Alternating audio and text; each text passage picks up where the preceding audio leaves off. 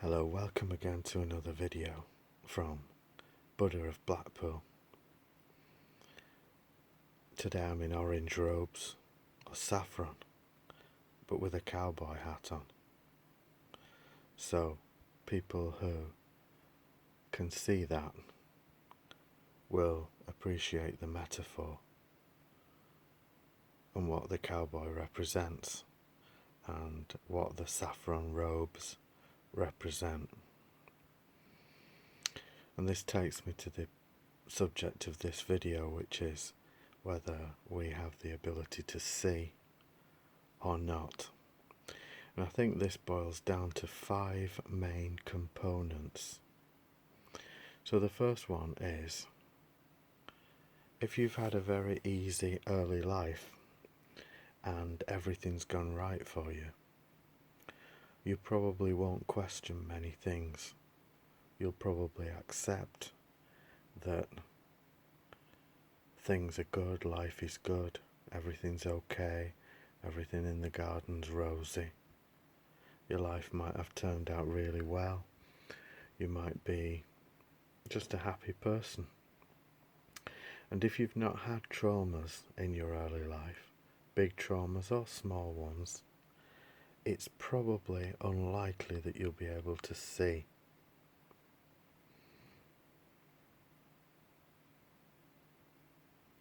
If you've had traumas, it will make you question what life's about. If you've been disappointed or bereaved, or if you've gone through a parental divorce when you were a young kid, or if you've been abused in some way or let down, or you've had some kind of tragedy, then you're more likely to be able to see.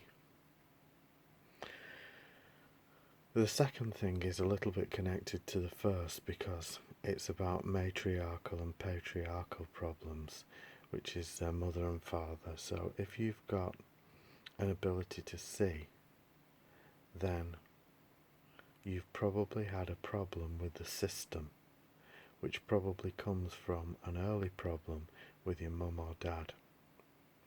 So if you've been an orphan, or a child in foster care, or a child who feels they've been let down by their parents in some way, whether it's through abuse or drug abuse, alcoholism, sexual abuse, then you will not believe in the system and you'll question the system.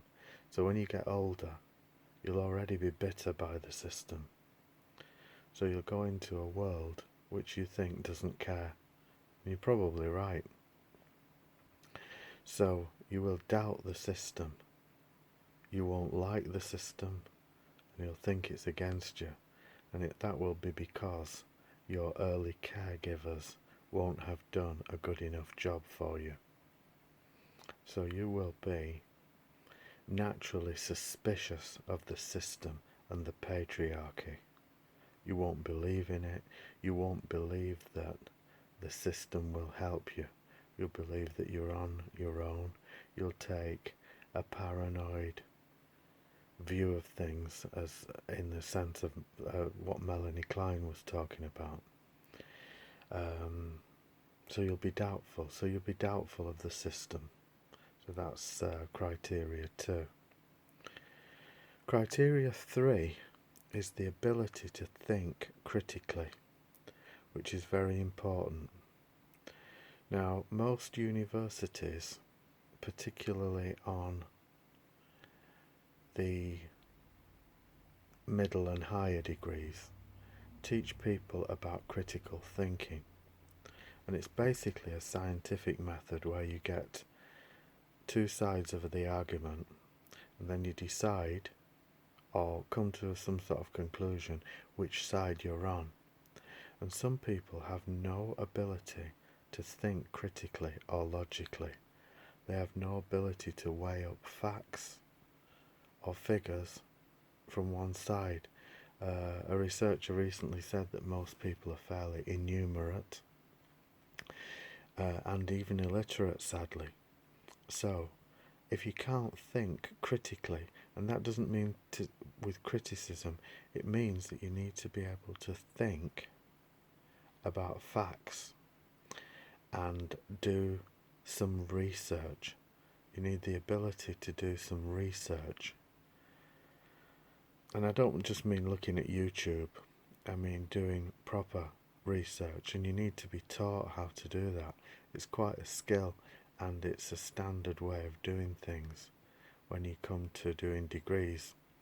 So I remember my daughter's old school said they had a motto which was, we teach people how to think, not what to think. And you might think, well, everybody knows how to think.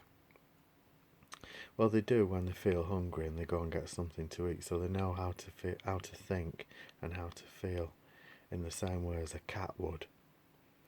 But they don't know how to think about facts and figures, and it's like this thing people say at the moment, oh, the science, let's trust the science. Well, that's all very well, but the science itself is never decided. That's not what science is about. Science is about questioning things and using a methodology in order to come to a conclusion. Science isn't an absolute science. So, critical thinking is something where you need to apply logic and a few other criteria in order to reach conclusions. So most people see the news and they accept what they see. That's not critical thinking. That's mindlessness. So, criteria 3 is critical thinking. Criteria 4, if you want to see and be clear, you need to get rid of mind-altering drugs and substances and things that will pollute your awareness. So this is very important. Criteria 4 is about becoming clear, having right view and right action, means not polluting yourself. You can't pollute yourself and hope to be clear. So you need to be eating very high quality foods. You don't need to pollute yourself or poison yourself with junk food and shit.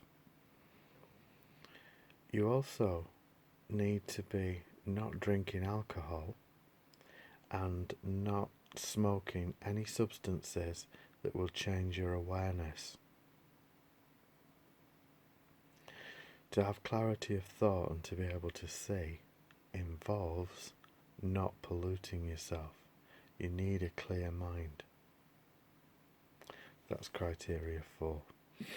Criteria 5 is the last one, and it's a very important one, and it's very much up my robe street, which is about awareness. So this envelops the 4 initial criteria. So awareness is everything. To be aware means to be engaged in reality. Now, reality is quite a subjective thing. So, and some would say that perception is projection, but there's more to it than that. And there's more to reality than being subjective. So we could say that we just make an experience of reality. So this robe that I wear is saffron because of the receptors in my eyes and how that colour is interpreted in the brain. But we can all agree that it's around that orangey colour. So that's the perception. Awareness is being able to see without pollutants, with right view, and with critical thinking, and with enough doubt that you're able not to believe things that are untrue. Awareness is being. Awareness is being what is. So I am because of what is. This is very important. Now, you might say, well, I am aware. You won't be aware if you're polluting yourself. You could become a fool and not know it. You could do silly things and not be aware of that. You could wear a silly hat and not know it's silly. But you could also think that you are doing something really great and it be totally wrong. So let me think of an example. So you could write a book, a novel, a story, and you might think it's the best story that's ever been written since Dostoevsky or Dickens, and you might think this is the story, but then you might get 100 rejections, you might not have the right contacts in publishing houses, and you might still then conclude that it's great and that they're all fools. But at some point you need to gain the awareness that says, no, actually, it's not good. Maybe your family have all read it and they think it's good. Maybe only you thinks it's good, and that's a problem. Then you lose your awareness. Your family are always going to compliment your novel, but you could lose your awareness that way. Or you might think you can sing. You might think you're the best singer in the world. Or you might think you do a fairly good job of it. And your family and friends, they'll go, it's great, that, really good.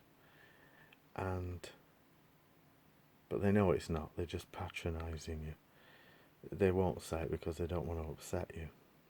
So that's about awareness. Awareness is about knowing who you are so you know what is. Unless you're aware of yourself, you won't know what is. You might think you're a great looking guy. Most men think they're great looking, but most men aren't.